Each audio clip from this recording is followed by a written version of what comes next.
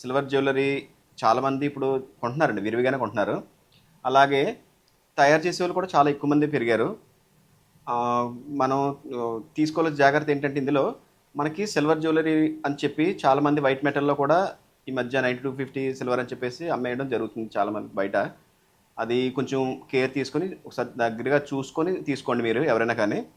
అది ఎందుకంటే ప్రతీది కూడా మన దగ్గర ఇక్కడ క్వాలిటీ చెక్ అనేది మీకు చెప్పాను కదా గత వీడియోలో. ఆ క్వాలిటీ చెక్ చేసిన తర్వాతే మన ఐటెమ్ అనేది బయట కౌంటర్‌లో ఇవ్వడం జరుగుతుంది.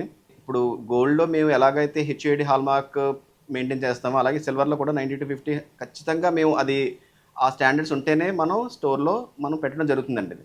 అలాగే మన దగ్గర డిజైన్స్ కూడా మంచి మంచి కలెక్షన్స్ ఉన్నాయండి.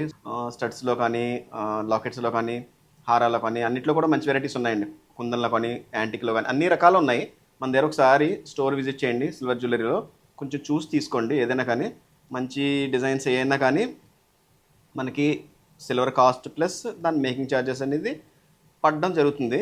అది కాకుండా సిల్వర్ కాస్ట్ కన్నా తక్కువ ఇస్తున్నారు అని అంటే కొంచెం మీరు ఆలోచించుకోండి ఒకసారి.